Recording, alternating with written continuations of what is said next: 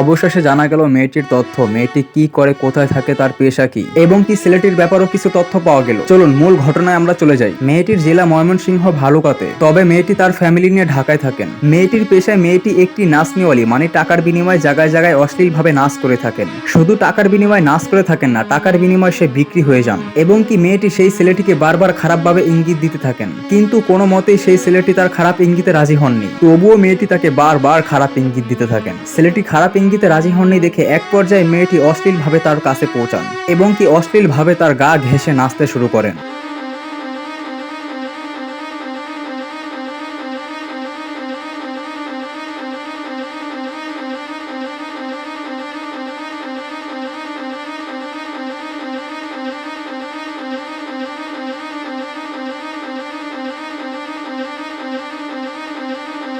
এখানেই শেষ নয়, আরো আছে।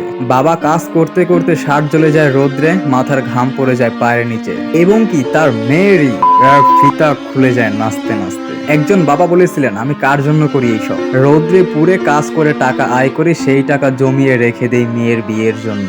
এই মেয়ে যদি এমন করে তাহলে তো আমার মৃত্যু ছাড়া কোনো উপায় নেই। আমি তো শুধু বারবার আমার মেয়ের মুখের দিকে তাকিয়ে আমি শান্ত হয়ে যাই, কারণ কে আছে দুনিয়াতে আমার মেয়ে ছাড়া। মানুষ আমাকে বলে নিজের মেয়েকে সামলাতে হলে কঠোর হতে হয়।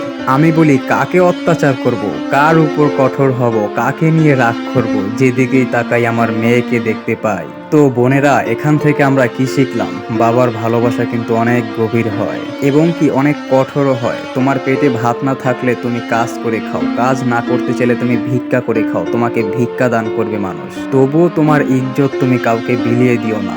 এই পৃথিবীর চেয়েও বেশি দামি তোমার ইজ্জত, আর সেই পৃথিবীতে থেকেই তুমি মানুষকে ইজ্জত বিলিয়ে দিচ্ছ তোমার। ভিডিওটি মনোযোগ সহকারে দেখার জন্য অনেক ধন্যবাদ। বন্ধুরা, সাবস্ক্রাইব করে পাশে থাকো এবং তোমার বন্ধুদেরকে দেখার জন্য সুযোগ করে দাও, তার মানে শেয়ার করে দাও, মন চাইলে কমেন্ট করে দাও। বন্ধু, তুমি আগে সাবস্ক্রাইব করো যাতে নেক্সট ভিডিও তোমার কাছে সবার আগে পৌঁছায়।